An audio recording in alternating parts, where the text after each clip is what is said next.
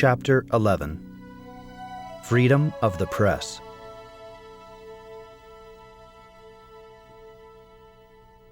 A deadly and abominable freedom, the true oppression of the masses. Pope Leo XIII. If you continue reading the Acts of the Popes, you can take them one after the other, and all of them have said the same thing about the new liberties springing up from liberalism. Freedom of conscience and forms of worship, freedom of the press, freedom of education. These are poisoned freedoms, false freedoms, because error is always easier to spread than truth. Evil is easier to propagate than good. It is easier to say to the people, "You can have several wives," than to say, "You can have only one for your whole life." It is easier, therefore, to establish divorce, as if to counterbalance marriage. Or likewise, to grant indifferently to the true and the false the freedom to make their way publicly. Most assuredly you will have favored error at the expense of truth. People like to say today that the truth makes its path solely by its intrinsic power, and that to triumph it does not need the unseasonable and bothersome protection of the state and its laws. The favoritism of the states towards the truth is immediately accused of injustice, as if justice consisted in holding an equal balance between the true and the false, virtue and vice. This is false. The first justice in regard to minds is to facilitate for them access to the truth and to forewarn them of error. That is also the first charity, veritatem facientes in caritate, living the truth in charity. Therefore, in charity, let us do what is true. The balancing among all opinions, the toleration of all kinds of behavior, moral or religious pluralism, are the mark of a society in full decomposition, which is the liberal society desired by Freemasonry. Now, it is against the establishment of such a society that the popes of whom we speak have reacted without ceasing, affirming on the contrary that the state, the Catholic state primarily, does not have the right to permit such liberties like religious liberty, freedom of the press, and freedom of education. Leo XIII reminds the state of its duty to moderate justly, according to the requirements of the truth, the freedom of the press. He writes, "Now, let us proceed with these considerations on the subject of the freedom to express by word or by the press everything that one wants to. Assuredly, if this liberty is not justly moderated, if it goes beyond limit and measure, such a liberty, it is hardly necessary to say it, is not a right.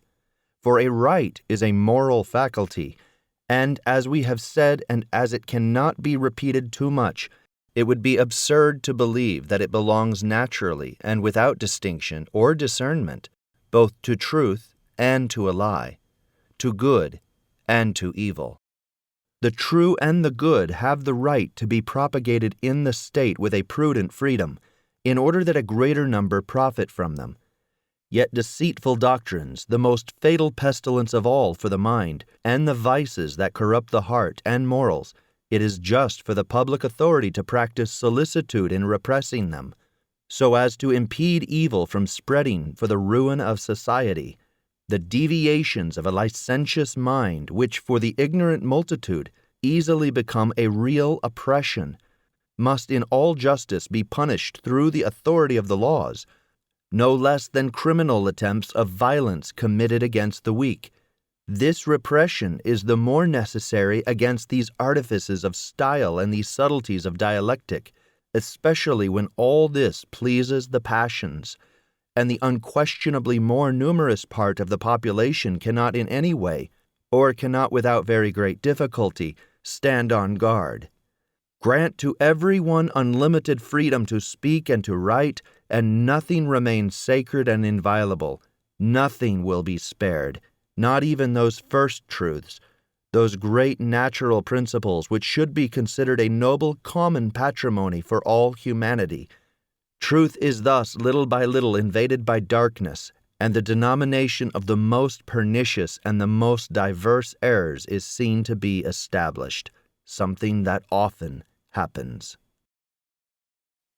Before Leo XIII, Pope Pius IX, as we have seen, branded freedom of the press with infamy in the syllabus, Proposition 79, and still more Gregory XVI in Mirari Vos, in which he writes, "To that is connected freedom of the press, the most deadly liberty, an abominable liberty, for which we will never have enough abhorrence, and which certain men dare, with so much turmoil and so much insistence, to ask for and to spread everywhere.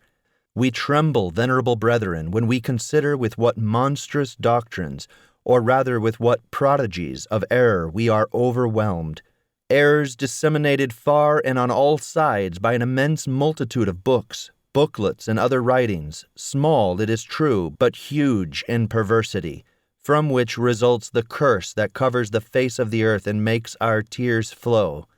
There are, however, men carried away by such an excess of impudence, who do not fear to uphold stubbornly that the deluge of errors which follow from there is rather abundantly compensated by the publication of a few good books printed to defend the truth of religion in the midst of this heap of iniquities." You see here unveiled by the pontiff the pseudo-principle of liberal compensation, which pretends that it is necessary to compensate the truth with error, and conversely. This idea, we shall see, is the primary maxim of those who are called the liberal Catholics, who do not support the pure and simple affirmation of the truth, but demand that it be immediately counterbalanced with opposing opinions. Reciprocally, they judge that there is nothing to criticize in the free spreading of errors, provided that the truth has permission to make itself heard, ever so little. This is the perpetual utopia of the liberal, so-called Catholics, to which I will come back.